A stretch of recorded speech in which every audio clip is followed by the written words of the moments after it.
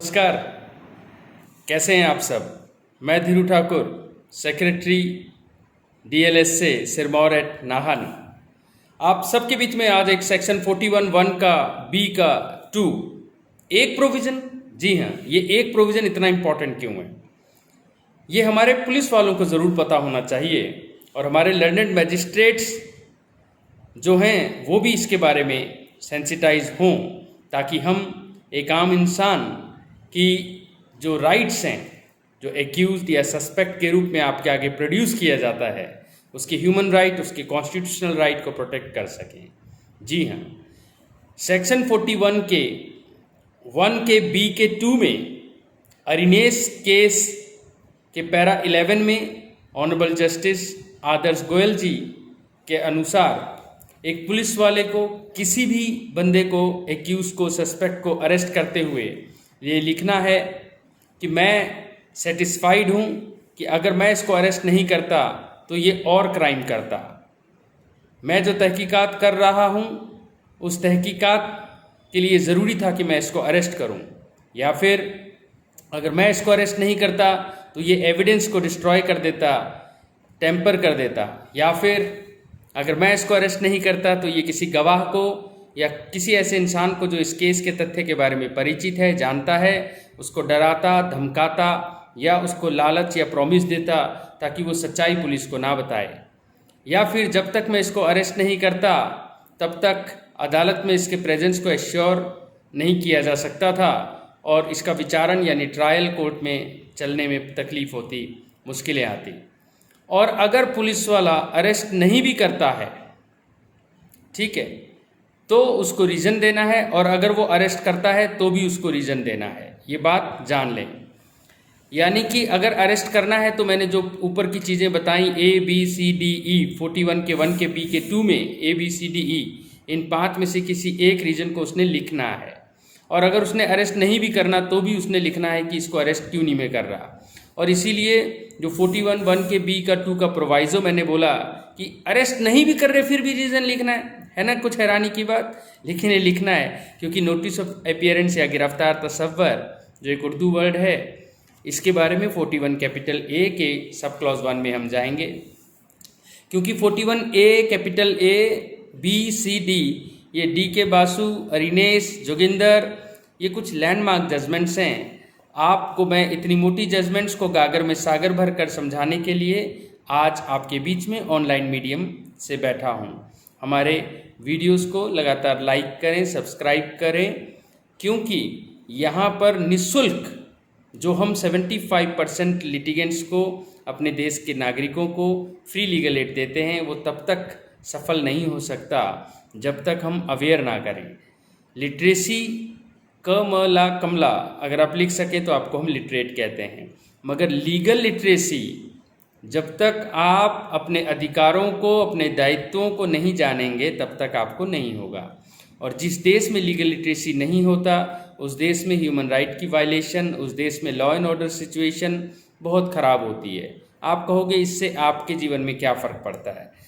अगर आपके शहर में, आपके गांव में लॉ एंड ऑर्डर की प्रॉब्लम है, कोई थप्पड़ मार के उसको भाग जाता है, उसको पकड़ते भी नहीं है, कोई FIR भी नहीं होती, उसको सज़ा नहीं मिलती, तो अल्टीमेटली क्या होगा। क्या आपके गांव में कोई आना चाहेगा, कोई दुकान खोलना चाहेगा।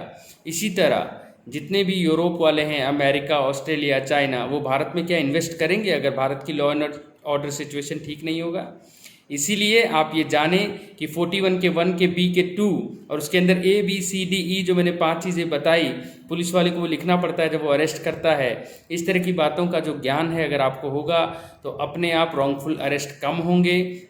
रॉन्गफुल अरेस्ट कम होंगे तो ह्यूमन राइट की और फंडामेंटल राइट की वायलेशंस कम होंगी। वो कम होगा तो जस्टिस होगा समाज में, पीस होगा समाज में, क्योंकि presence of justice is nothing but peace. और लॉ एंड ऑर्डर अच्छा रहेगा तो आपके देश में इन्वेस्टमेंट होगा, इन्वेस्टमेंट होगा तो आपके देश में पैसा आएगा, रोज़गार आएगा, और रोज़गार आएगा तो आपके बच्चे, आपके माँ बाप, आपके समाज में लोग संपन्न रहेंगे, सुखी रहेंगे। यानी कि ये जो अवेयरनेस है केवल अवेयरनेस प्रोग्राम नहीं है, आपकी खुशहाली का प्रोग्राम है। 41 capital A notice of appearance, गिरफ्तार तस्वर, यानी कि अगर आपने जिस तरह 41 के 1 के बी के 2 के प्रोवाइजो में पढ़ा था कि अगर आप अरेस्ट नहीं भी करें तो भी आपको रीजन देना पड़ेगा, है ना हैरानी की बात। तो क्यों? क्योंकि अगर आपको लगता है कि ठीक है इसके रूट्स हैं समाज में, बंदा शरीफ है, क्राइम भी कोई ऐसा बहुत खतरनाक वाला नहीं है, 7 साल से मान लो नीचे का क्राइम है, तो आप उसको बतौर SHO या इन्वेस्टिगेटिंग ऑफिसर एक नोटिस देंगे कि आपके खिलाफ एक कंप्लेंट आया है या कुछ क्रेडिबल इन्फॉर्मेशन हमें मिला है कि लगता है आपने कोई कॉग्निजेबल अपराध किया है। कॉग्निजेबल का मोटे तौर पे मतलब है कोई सीरियस अपराध आपने किया है, फिलहाल इसको ऐसे समझें, ठीक है। वैसे शेड्यूल 2 में लिखा हुआ है 3 साल से ऊपर वाले और 3 साल से इधर वाले, नॉन कॉग्निजेबल और कॉग्निजेबल, जो 3 साल से ऊपर हैं अगर कुछ ना समझ आए तो उसको कॉग्निजेबल। शेड्यूल 1 में लेकिन अलग तरीके से इसको लिखा हुआ है कि जो अपराध बेसिकली आप ये समझ लें कि समाज को फ़र्क डालता है उसको हम कॉग्निजेबल बोल देते हैं फिलहाल। तो ऐसे में नोटिस ऑफ अपीयरेंस का कॉन्सेप्ट 41 कैपिटल ए लेके आया। रिनेश ने इस बात को पुलिस वालों को कहा कि आप अननेसेसरी किसी को अरेस्ट ना करें, right to reputation fundamental right है, आपको ये किरण बेदी की जजमेंट में, बिट्टा की जजमेंट में मिल जाएगा। और अगर आप किसी को अरेस्ट करते हैं तो पूरे गांव पड़ोस में लोग सोचते हैं ये क्रिमिनल है, फिर चाहे जज साहब उसको बेल भी दे दें, मजिस्ट्रेट साहब उसको बेल भी दे दें, लास्ट में वो ऑनरेबल एक्विटल भी उसको मिल जाए, नहीं बाइज्जत बरी, लेकिन जो उसके घात, उसके सेल्फ एस्टीम, उसकी डिग्निटी जो प्रियम्बल एश्योर करता है, वो जो लग गया उसकी रेपुटेशन को समाज में, वो कोई नहीं धो पाता। इसीलिए हमें बहुत सेंसिटिव होना है किसी को अरेस्ट करते समय। मैंने आपको बताया 5 चीज़ों में से कोई एक रीज़न तो होना चाहिए, नहीं तो आप रीज़न लिखें कि इसके रूट्स थे, ये इसको हमने बोला तो ये इसने पूरा कॉपरेट किया, 7 साल से नीचे के इन्वॉल्व है, हम इसको ये लिख के दे रहे हैं कि ये आ जा तो ये उधर आ जाता है और कॉपरेट कर रहा है। तो इसका मतलब ये नहीं कि चालान पेश करने से पहले आपको अरेस्ट करना ही करना है। पावर है आपके पास, लेकिन पावर होना और उसको एक्सरसाइज करना में ज़मीन आसमान का फ़र्क है। ह्यूमन राइट और fundamental right all pervasive concept हैं, नॉन निगोशिएबल हैं, इसका ध्यान रखना पड़ता है, ठीक है। तो मैंने आपको बताया कि लेकिन अगर जो कंडीशंस दिए गए थे इस समय यहाँ पर आ जाओ, पुलिस के साथ आप कंप्लायंस करो, नहीं करते तो डेफिनेटली पुलिस आपको अरेस्ट कर सकती है। अब ये 41 का बी क्या है? पुलिस वाला जब भी आपको अरेस्ट करने आए तो आपने देखा होगा उसके जो स्टार्स हैं, उसका जो नेम प्लेट है वो पढ़ा जाना चाहिए, और फिर एक मेमोरेंडम ऑफ अरेस्ट MOA बनता है, उसमें लिखा होता है कि ये अरेस्ट किया इस गवाह ने देखा, जो उसकी अपनी फैमिली मेम्बर या लोकेलिटी का कोई भी रिस्पेक्टेबल आदमी हो सकता है, ताकि कोई मिसयूज़ या उसका हैबियस कॉर्पस जिसको हम कहते हैं कि पुलिस ले गई और उस बंदे का पता ही नहीं चला, ठीक है। ये पहले हुआ करता था जब अंग्रेज़ थे, तो इसीलिए वो हैंगओवर अब भी है। और ऐसे में हमें ये गवाह जब साइन करवा लेते हैं तो पुलिस एक अकाउंटेबल हो जाती है, ठीक है। और मैंने आपको बताया था कि हेल्थ का भी जो है वो भी पुलिस वालों के ऊपर ही होता है। सेक्शन 50A में ये पुलिस वालों की ही ऑब्लिगेशन है कि आपको इन्फॉर्मेशन दें कि आप किसी नॉमिनेटेड पर्सन को बता सकते हैं कि आपको अरेस्ट किया गया, आपका फ्रेंड या आपका रिलेटिव। और 55A में पुलिस वालों की ही ये ड्यूटी बना दी गई है कि आपको जो है आपका हेल्थ का और सेफ्टी का वो ध्यान रखेंगे, ठीक है। और ये 31/12/2009 से इन्फोर्स हो चुका है। तो इसीलिए कोरोना काल में सबसे पहले आपका अगर पुलिस अरेस्ट करती भी है तो आपको पहले मेडिकल रिपोर्ट कराया जाता है, अगर आप और इसीलिए आपको एंटरिम बेल से लेकर, फरलो से लेकर, पैरोल से लेकर कई तरह के बेनिफिट देते हैं ताकि हम बेमतलब के अंडर ट्रायल से जेलों को ना भरें। दाताराम में अंडर ट्रायल के ओवर क्राउडिंग को भी एक ग्राउंड बनाया गया था बेल के लिए, ठीक है। संजय चंद्रा में यहाँ तक कह दिया गया था कि अगर आपके रीजंस परवर्स हैं तो ACR आप में रिफ्लेक्ट हो सकता है, आप बेल किस डिस्क्रिप्शन पे देते हैं।